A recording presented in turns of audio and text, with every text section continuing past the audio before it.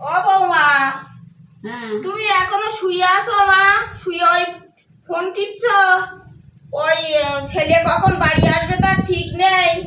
রান্নার ব্যবস্থা এখনো কিচ্ছু করনি। ওঠো মা, ওঠো। তুমি দেখতে পাচ্ছ তোমার মাথার ওপরে বেলা এসে গেছে। কখন দুটো রান্না হবে? হাঁটো মা, দুটো রান্না করে নাও। ওঠো ওঠো, এসো।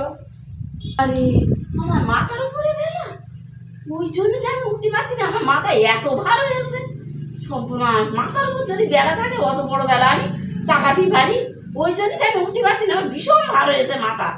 মানে কি করবো, যা হয় হোক গে। আমি এখন শুয়ে থাকি, তারপরে যা হয় হবে। মা, এখনো তুমি শুয়ে আছো? ও মা গো, ওঠো। তোমার মাথার উপর দিয়ে বেলা যে আবার গড়িয়ে গেল। তা দুটো রান্না হবে কখন? ছেলে দুটো খাবে আবার এসে। তো মহা মুশকিল। ওঠো মা, ওঠো ওঠো ওঠো ওঠো। বেলা ঘুরে গেছে। হ্যাঁ, গড়িয়ে গেছে, তুমি দেখতে পাচ্ছ না? ওই জন্যই কি আমি বুঝতে পারছি না, তখন এত ভাত ছিল, ওই জন্যই কি বেলা গড়ে গেছে। আমার মাথাটা এবার ছোলা হয়ে গেছে। হ্যাঁ, এইবার আমার তো উঠতেই হবে। বাবা গো, এত ভাত ছিল, আমি উঠতে পারছি না। বেলা গড়ে গেছে তো খালি মাথার উপরটা।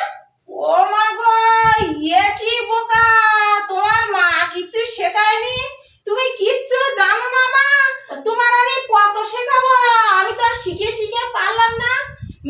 মাথার উপর দিয়ে বেলা গড়িয়ে গেছে। তা তুমি তো এক্ষুনি বললে যে মাথার উপরটা বেলা গড়িয়ে গেছে, তাই আমি ভাত কম লাগছে, তাই আমি বুঝতে পেরেছি এবার যাবো থাক, রান্না আমি আর কত শেখাবো? থাক, তুমি হাঁটো হাঁটো হাঁটো। আমি আর শিখে চলো। শিখে পারলাম না। আসো আসো আসো। তুমি